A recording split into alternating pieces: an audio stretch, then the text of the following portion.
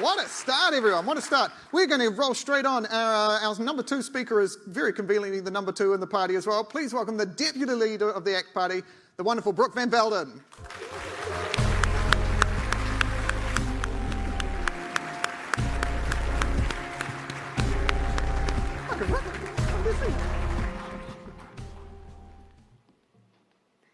Good morning.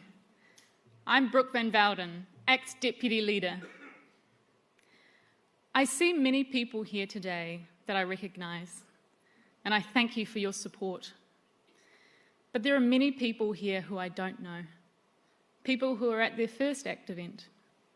And you might be wondering how and why this 27-year-old woman became the Deputy Leader of the ACT Party. At first, I was a Greens voter.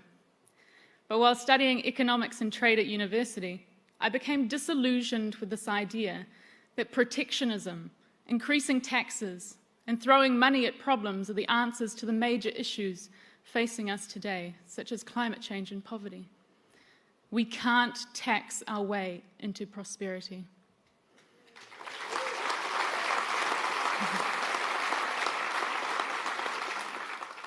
I'd also become appalled by this idea that any person who has a contrary opinion should be silenced. I could see the seeds of that then.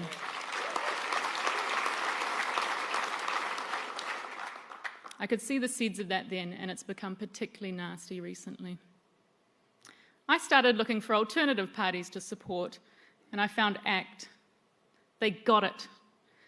International trade and free markets have pulled billions of people from hardship and poverty around the world. It's only through prosperity that people have the wealth and living standards needed to care about the environment.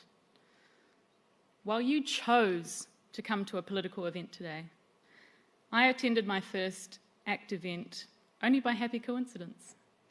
It was this event that turned me from a casual ACT supporter to a committed ACT member and eventual candidate and deputy leader. I'd been singing for a charity event in Mount Eden, and a few friends said, hey, we should go down to the bar afterwards and celebrate. So we walked into an ACT event by mistake. And I got talking to a few people, including David Seymour. I got invited to future ACT events, and I was impressed with ACT's openness. People from all walks of life were debating ideas with no judgment.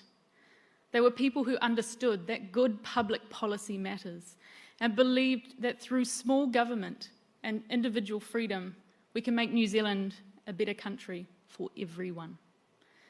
We're a collection of New Zealanders, all with our own opinions, brought together by these fundamental principles.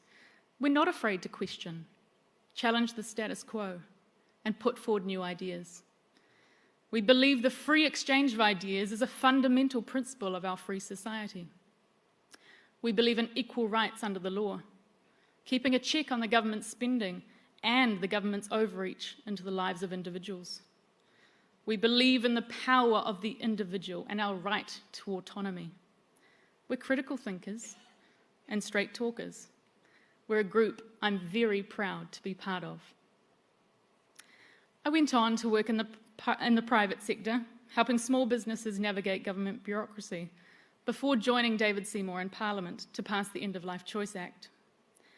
I don't have my own personal story with assisted dying, but having travelled around New Zealand listening to people's experiences with bad deaths and seeing how much pain there is in our communities, it became a deeply personal issue for me. Those stories will stay with me. The person diagnosed with a terminal condition, knowing that they're allergic to pain medication and that the end will be unbearable. Another person's horror at being the first on the scene to a suicide and finding out later that the person had a terminal illness. There are so many stories and so much pain with ripple effects in our communities. This law will alleviate that fear of the unknown, knowing that there is a choice, even if you don't choose to take it. It will bring so much comfort to people facing their last days. I know in my heart that passing that law through Parliament was the right thing to do.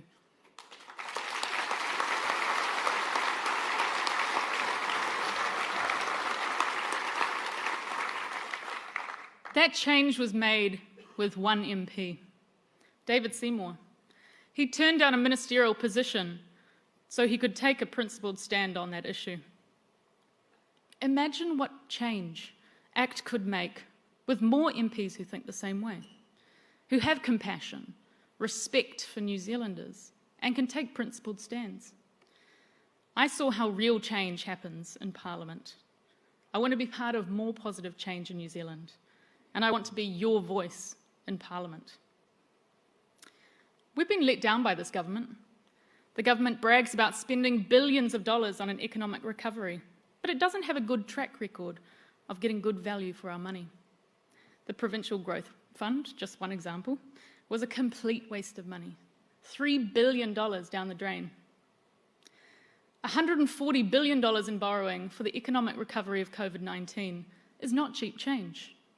The government's plan is to saddle my and the next generation in debt that we'll be paying back for the rest of our lives.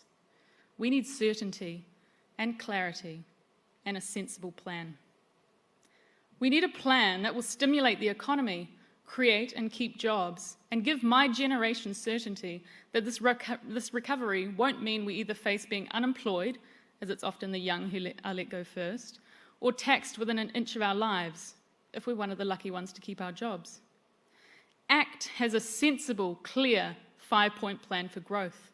We can grow the economy and jobs, cut taxes and red tape, invest in public health and better technology at our borders, all while leaving less debt for our kids. All it took is a little bit of common sense, critical thinking, and fresh ideas.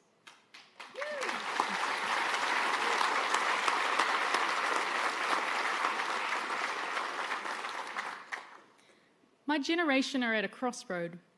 What happens now will impact us for the rest of our lives. ACT's plan can get the economy moving. But it's not just jobs that my generation are concerned with. It's housing and mental health. They're areas where we can do better and we must do better.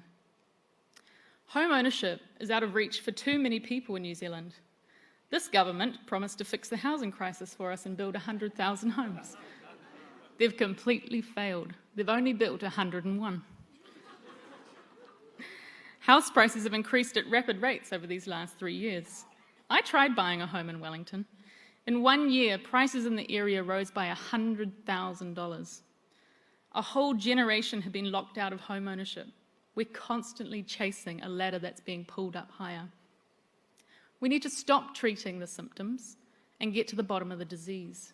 We need structural change.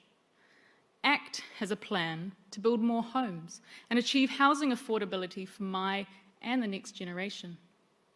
We'd repeal the failed RMA and replace it with a new Urban Development Act.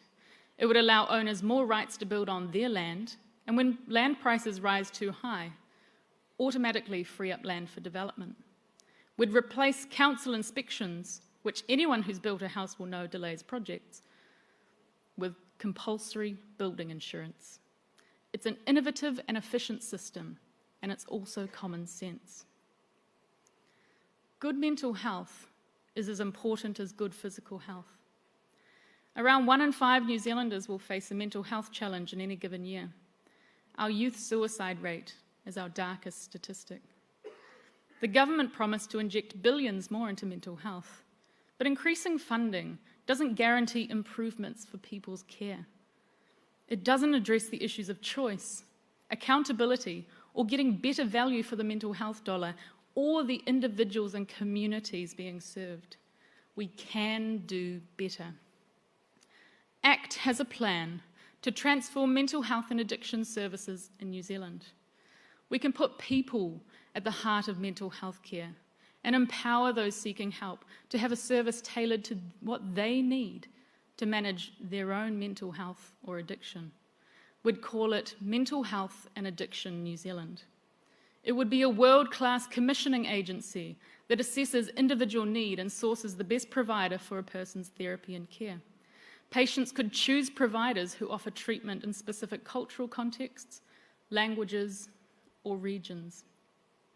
Mental Health and Addiction New Zealand would be the one central interface for mental health and addiction funding across New Zealand, reducing bureaucracy and administrative burden.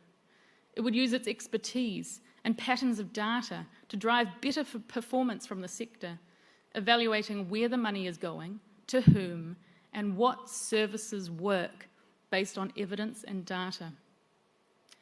A standalone mental health and addiction agency on a national scale with its own funding is a clear statement that our thinking as a nation has evolved. Mental health is not to be stigmatised.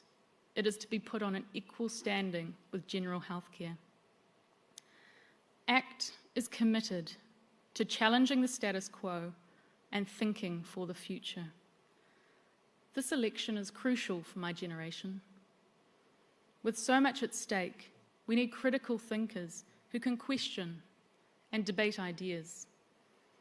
ACT has never been needed more. Thank you.